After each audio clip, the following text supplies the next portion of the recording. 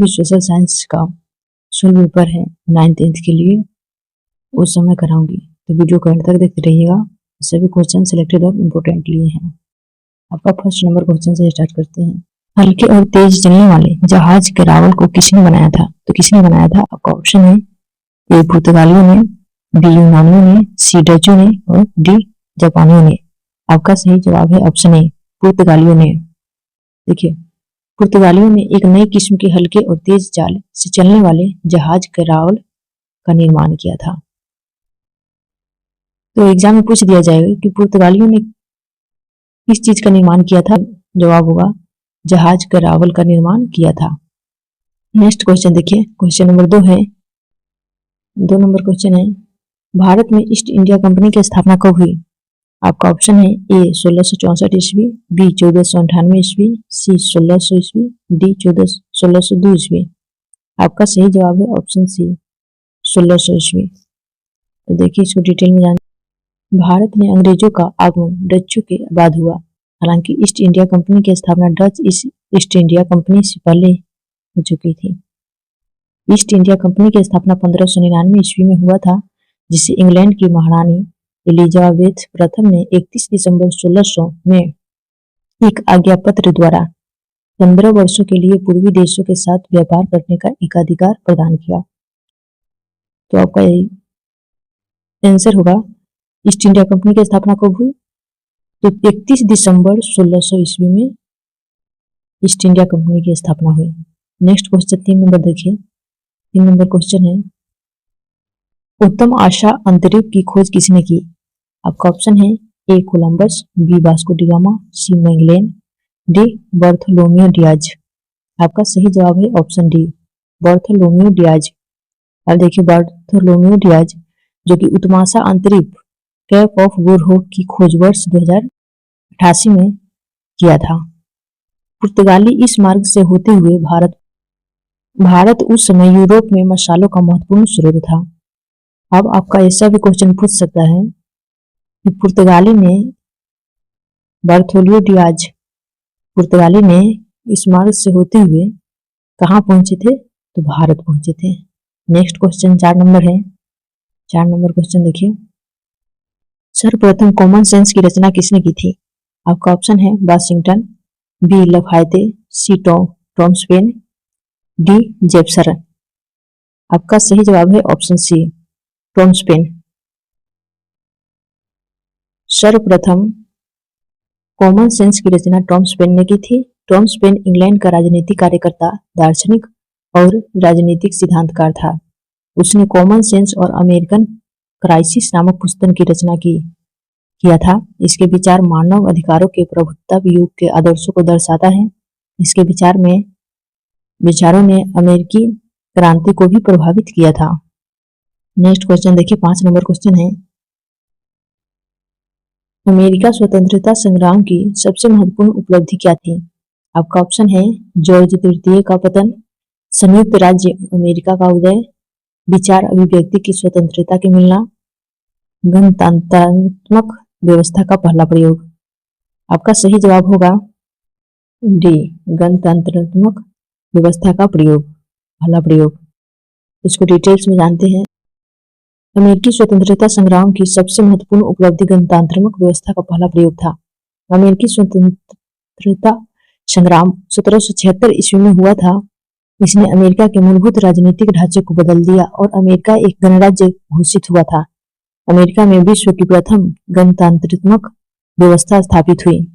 Next question देखिए, 6 number question है, England की गौरवपूर्ण क्रांति कब हुई थी? आपका ऑप्शन है 1688 ईस्वी, 1788 ईस्वी, 1689 ईस्वी, 1789 ईस्वी।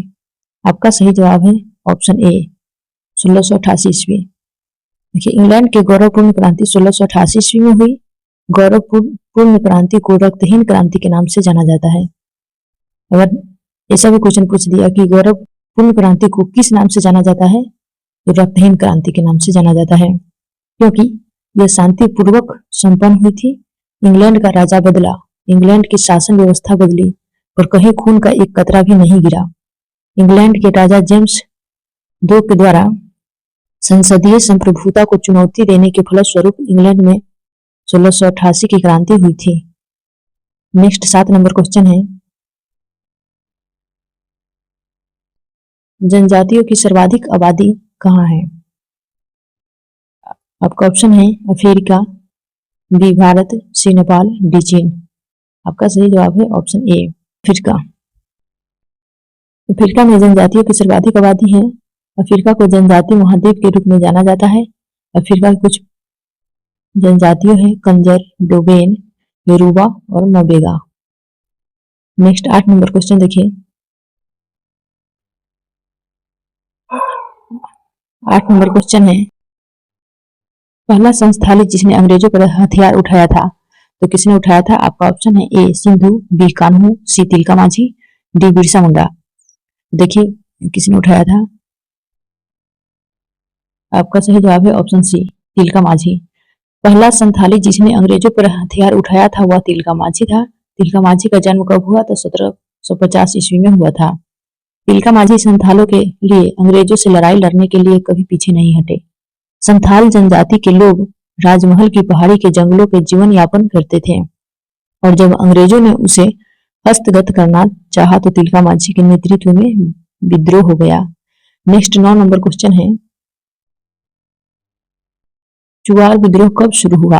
आपका ऑप्शन है ए 1771 ईस्वी, बी 1772 ईस्वी, सी 1871 ईस्वी, डी 1872 ईस्वी। आपका सही जवाब है ऑप्शन ए 1771 ईस्वी, जो कि चुआर विद्रोह का शुरुआत हुई 1771 ईस्वी में।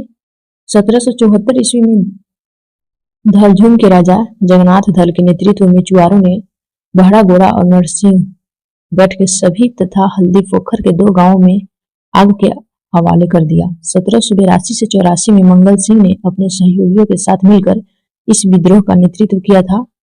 अंततः इस विद्रोह को अंग्रेजों ने दबा दिया। नेक्स्ट 10 नंबर क्वेश्चन है, बस्तर आंदोलन में किसकी भूमिका प्रमुख थी? आपका ऑप्शन है ए मंगल पांडे, बी जतरा भगत, सी शिंबू सोरेन, डी गुंडाधुर। आपका सही जवाब है ऑप्शन डी गुंडाधुर। देखिए आजादी के गुमान नाम नायकों में से एक रहे बस्तर के गुंडाधुर ने 1910 ईस्वी में आदिवासियों की धरती को बचाने के लिए अंग्रेजों के विरुद्ध भूमकाल आंदोलन का नेतृत्व किया और अंग्रेजों के द्वारा तमाम छल बल अपनाने के बावजूद वे कभी पकड़े नहीं गए।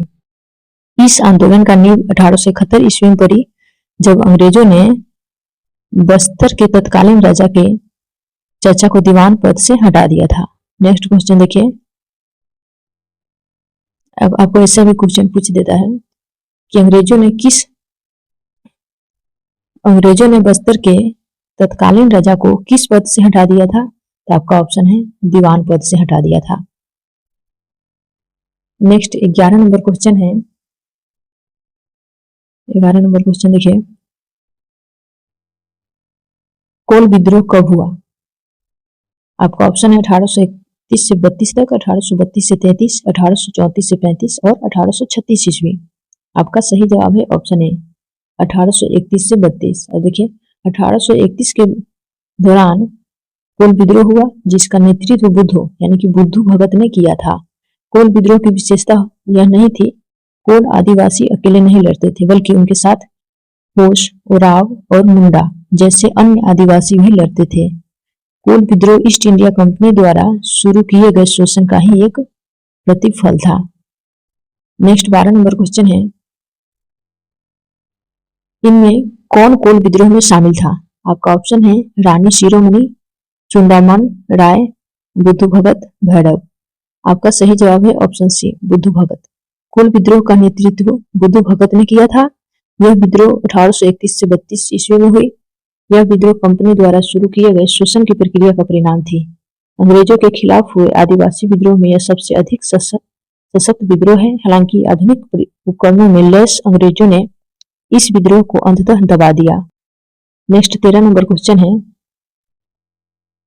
डॉट डॉट किसको धान के रूप में जाना जाता है? तो आपका ऑप्शन है गेहूं, ज्वार, चावल और बाजरा। आपका सही जवाब है ऑप्शन सी चावल। चावल धान के रूप में जाना जाता है। चावल उष्णकटिबंधीय और उष्ण कटिबंधीय प्रदेश का मुख्य आहार है। चावल के लिए उच्च तापमान, अधिक आर्द्रता एवं वर्षा की आवश्यकता होती है। चावल फसल के लिए चिकायुक्त जलोढ़ मृदा सर्वाधिक उपयुक्त है। नेक्स्ट 14 नंबर क्वेश्चन है, निम्नलिखित में से कौन सा देश चावल का प्रमुख उत्पादक है? चीन, पाकिस्तान, मलेशिया, मिस्र। तो आपका सही जवाब है ऑप्शन ए, चीन। चीन चावल का प्रमुख उत्पादक है। विश्व के 3 सर्वाधिक चावल उत्पादक देश का है, जो कि चीन है, भारत है और बांग्लादेश है। नेक्स्ट 15 नंबर क्वेश्चन है, भारत में कुल फसल उत्पादन क्षेत्र का कितना प्रतिशत तिलहन से आच्छादित है? तो आपका सही जवाब है, भारत में कुल फसल का उत्पादन 22.34 होता है। तिलहन का अंतर्गत कितना होता है? तो 22.34 होता है। इसलिए भारत में तिलहन का सर्वाधिक उत्पादन स्थान राजस्थान, मध्य प्रदेश एवं गुजरात में किया जाता है।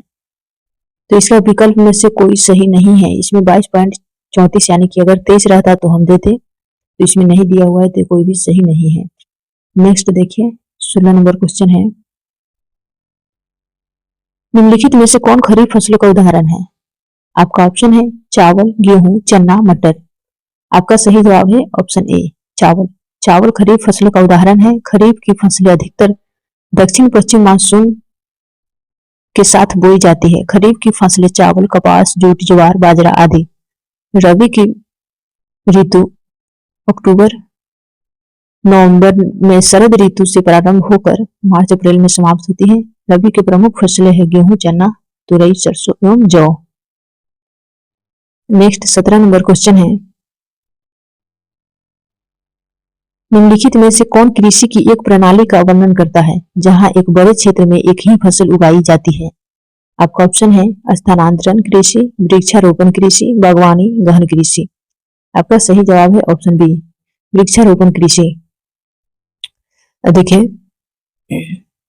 वृक्षारोपण कृषि कृषि की एक प्रणाली का वर्णन करता है जहां एक बड़े क्षेत्र में एक ही फसल उगाई जाती है। इसके लिए आधुनिक मशीनरी, बीजारोपण एवं कटाई के लिए और निश्चित रूप से कर्मियों के लिए पूंजी की आवश्यकता होती है। इसके अंतर्गत कपास, चाय, कॉफी, केला इत्यादि की कृषि की जाती है। इस प्रकार की कृषि विश्व के उष्ण कटिबंधीय और उपोष्ण कटिबंधीय क्षेत्रों में की जाती है। नेक्स्ट 18 नंबर क्वेश्चन है, निम्नलिखित में से कौन सी फाइबर फसल है? आपका ऑप्शन है रबर, जूट, टमाटर, कॉफी। आपका सही जवाब है option B, jute. Jute fibre फसल है। जूट को सुनहरा रेशा भी कहा जाता है। जूट की फसल बाढ़ के मैदान में जल निकास वाले उर्वरक मिट्टी में उगाई जाती है। यह फसल कटिबंधीय क्षेत्र में उगाई जाती है। नेक्स्ट 20 नंबर क्वेश्चन है, लीग ऑफ नेशंस की कमजोरियों के बारे में निम्नलिखित में से कौन सा कथन सत्य है? आपका सही जवाब है ऑप्शन ए, आर्थिक प्रतिबंध लगाने में लिंग की अक्षमता ने इसे पंगु बना दिया। 20 नंबर क्वेश्चन है, यूएनओ को किस वर्ष नोबेल शांति पुरस्कार से सम्मानित किया गया था? आपका ऑप्शन है 1975 ईस्वी, 1999 ईस्वी, 2000 ईस्वी, 2006 ईस्वी। आपका सही जवाब है ऑप्शन सी, 2001 ईस्वी में नोबेल शांति पुरस्कार का सम्मानित किया गया था। Thanks for watching. मिलेगा नेक्स्ट वीडियो में। तब तक के लिए मेरे चैनल पर नए हैं तो चैनल को सब्सक्राइब और बेल आइकन प्रेस कीजिए और ज्यादा से ज्यादा दोस्तों के साथ शेयर कीजिए।